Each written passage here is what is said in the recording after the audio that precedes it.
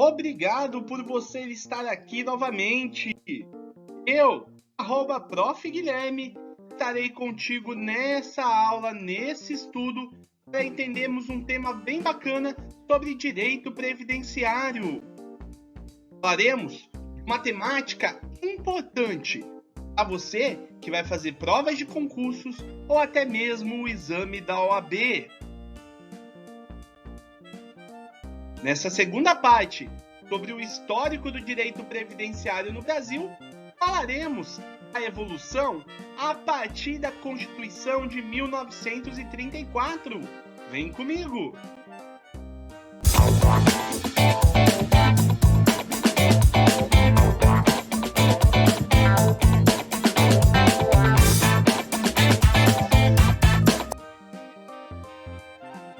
Nesta segunda parte, sobre o histórico do direito previdenciário no Brasil, daremos sequência à evolução a partir da Constituição de 1934.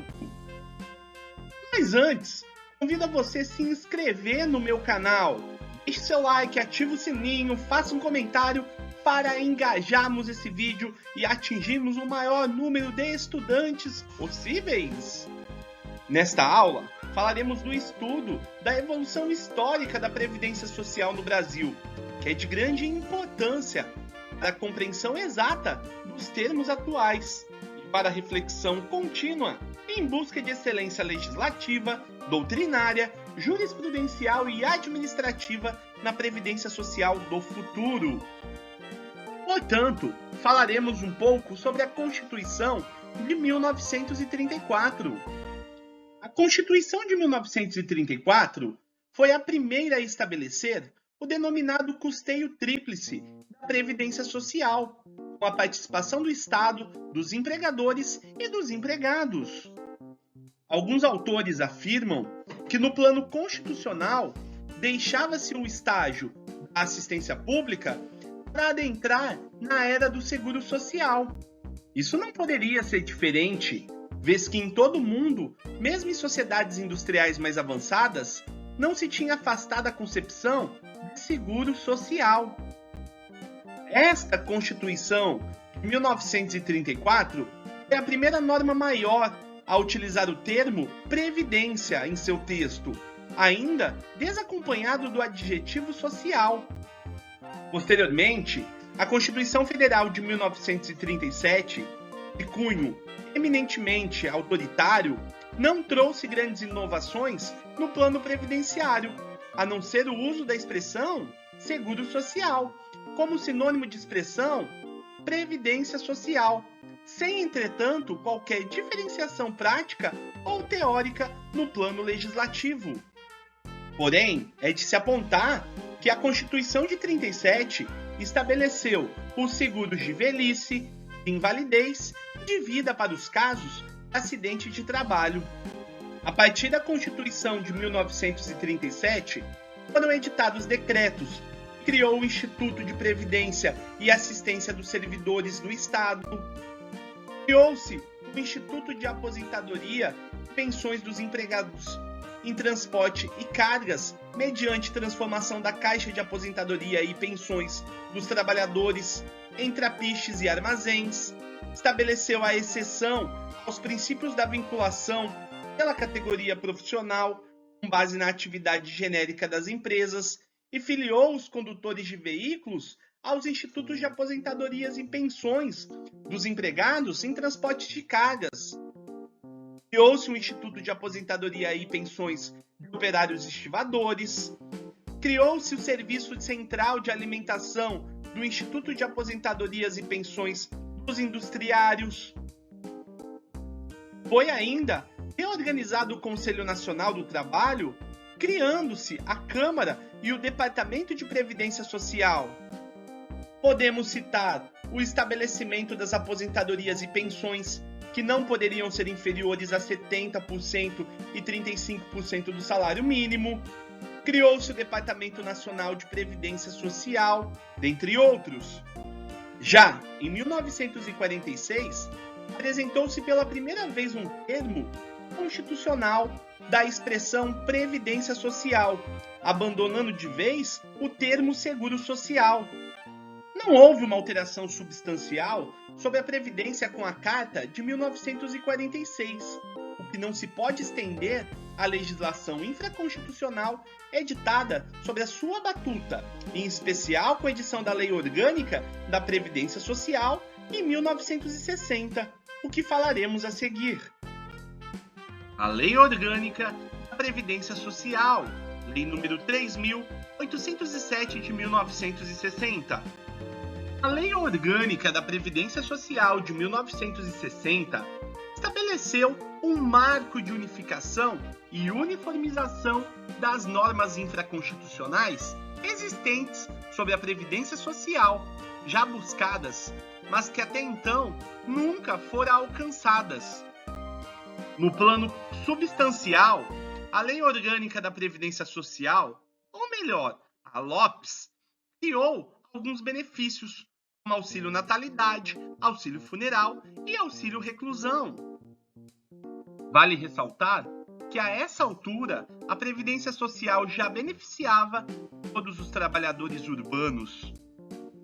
De certo, a LOPS foi o maior passo rumo à universalidade da Previdência Social, embora não se desconheça que alguns trabalhos, tais como domésticos e rurais, não foram contemplados pela nova norma, pois teve o condão de padronizar o sistema, aumentar as prestações ofertadas, tais como auxílio natalidade, funeral, reclusão e a aposentadoria especial, e servir de norte no percurso ao sistema de seguridade social. Em 1963, foi editada a Lei 4.214, que instituiu o Fundo de Assistência ao Trabalhador Rural, FUNRURAL, estendendo alguns benefícios conquistados pelos trabalhadores urbanos aos rurícolas brasileiros. Em 1965, editou-se uma modificação constitucional que proibiu a concessão de benefícios previdenciários sem a previsão legal de sua devida forma de custeio, visando eleger concessão irresponsável de benefícios, em especial por motivos políticos.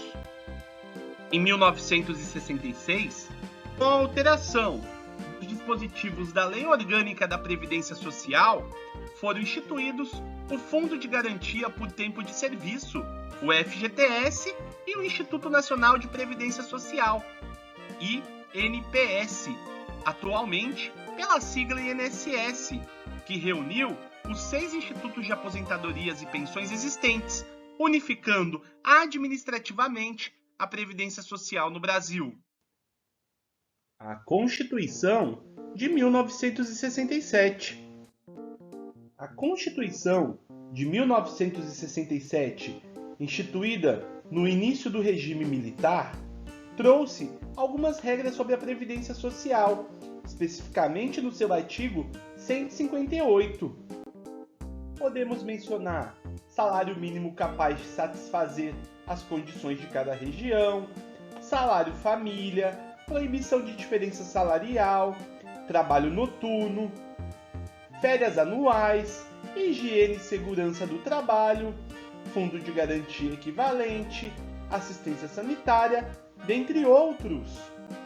Posteriormente, a Emenda Constitucional 1 de 1969 não trouxe inovações expressivas na redação constitucional de 1967, no tocante à Previdência Social, valendo destacar a inclusão do salário família, que fora criado por norma infraconstitucional no texto fundamental. Sob a égide da Constituição de 1967, com alterações decorrentes da superemenda de 1969, foram editadas novas normas referentes ao direito previdenciário, como a integração do seguro de acidente de trabalho na Previdência Social, a extensão do trabalhador rural, especificamente aos empregados do setor agrário, da agroindústria canavieira, mediante plano básico, programas de formação do patrimônio do servidor público, PASEP. Podemos falar também do Pró-Rural, dentre outros. Mas é certo que em 1988 tivemos as principais transformações e impactos na nossa realidade. A Constituição Federal de 1988. A Lei Maior de 1988 foi o marco da objetivação democrática e social do Estado brasileiro. Tratou de alargar em demasiado o tratamento constitucional dado à Previdência Social, dispondo pela primeira vez do termo Seguridade Social, como um conjunto de ações integradas envolvendo saúde, assistência e a previdência social. A Seguridade Social é uma técnica moderna de proteção social que se busca implementar em prol da dignidade da pessoa humana. As suas diversas facetas, quais sejam a assistência, a saúde e a previdência social no sistema de seguridade social, deveriam atuar de articulada e integrada, mas percebe-se a existência de uma nítida separação no respectivo campo de atuação, extraído do próprio texto constitucional. Embora a Constituição tenha tratado de forma conjunta os três aspectos da Seguridade Social, o legislador constituinte não se furtou de estabelecer normas específicas a respeito de cada qual segmento, de modo que a Previdência Social sofreu algumas modificações significativas em sua corporificação normativa e prática, refletindo diretamente na legislação infraconstitucional e também na estruturação administrativa dos órgãos previdenciários. Dentre as modificações mais expressivas apresentadas pela Constituição Federal de 1988, pode-se observar a ampliação da rede de custeio, mantido o caráter contributivo da Previdência Social. Conforme salienta o artigo 195 da Constituição, cabe ao Estado uma função de dúplice custeio, como tomador de serviço e como organizador e distribuidor dos concursos de prognósticos, cabendo também ao empregador e ao empregado a integralização da rede de custeio da Previdência Social. Vale destacar que o artigo 194 da Constituição, com maestria apresentou os objetivos ou princípios que devem gerir a Previdência Social no Brasil, em diversos aspectos, desde a criação das normas pelo Poder Legislativo até a interpretação de que o Poder Judiciário deve dar as normas, passando por óbvio pelo direcionamento das políticas públicas que devem ser desenvolvidas pelo Poder Executivo. Artigo 194 da Constituição. A Seguridade Social compreende um conjunto integrado de ações de iniciativa dos poderes públicos e da sociedade, destinadas a assegurar os direitos relativos à saúde, à previdência e à assistência social. Artigo 194, parágrafo único. Compete ao poder público, nos termos da lei, organizar a Seguridade Social com base nos seguintes objetivos. Primeiro, universalidade da cobertura e do atendimento. Segundo, uniformidade e equivalência dos benefícios e serviços às populações urbanas e rurais. Terceiro, seletividade e distributividade na prestação dos benefícios e serviços. Quarto, irredutibilidade do valor dos benefícios. Quinto, equidade na forma de participação no custeio. Sexto, diversidade da base de financiamento.